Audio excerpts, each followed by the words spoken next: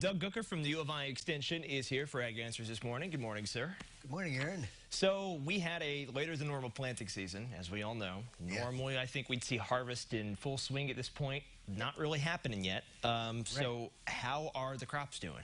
Well, as you already have said, they're behind, and actually they're quite a bit behind, at least at the first part of this week.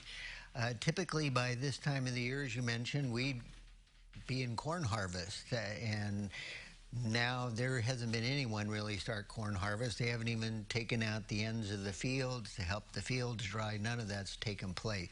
So you can kind of say the same thing for soybeans as well, is that our maturity on soybeans, they're just beginning to turn, and typically by this time of the year, we'd have about 3/4 of the fields that have been turning yellow by now. And so once again, we're way behind as compared to years past. And so harvest really isn't going to kick in until the latter part of September, which isn't only a few days away. We'll be in the second half. And so it's going to be important because day length gets shorter.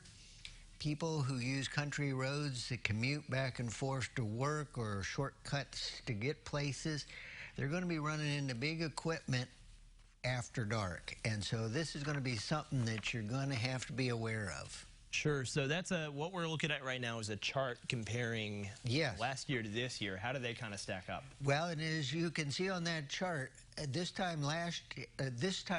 year, we're only about 50% dented, which means the corn is just beginning to dry down, and we were only around 10% mature.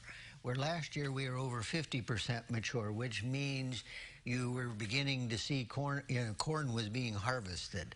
And it's the same thing with the soybeans. And so that's why I just want to prepare people that it's going to be a later harvest, and there's going to be lots of big equipment moving late at night with flashing lights that are 20 feet apart, and you don't go between those flashing lights. Right. Because there's something really big in between. Yeah, because starting in about 10 days, we're going to have more darkness than daylight. That's important to remember. Yes, it is. Yeah. So there's an upcoming field day that you want to talk about also. Oh yes. This has been the year of industrial hemp in Illinois. They were expecting 100 applications for hemp growers. They had over 600 that they approved. It's coming up in Roseville, over in western Illinois on September the 30th.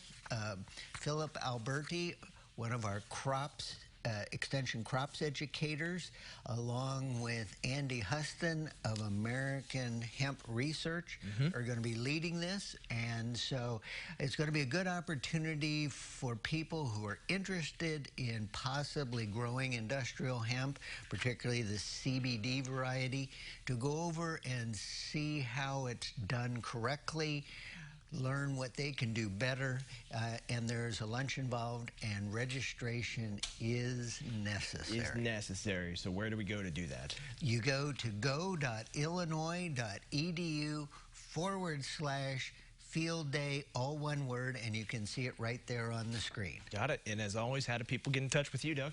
And to get in touch with me, you can give me a call at area code 217-877-6042, or you can go to our website at go.illinois.edu/DMP for DeWitt, Macon, and Piatt counties. All right, Mr. Gucker, thank you very much as always. Thank you, Aaron. We'll be right back.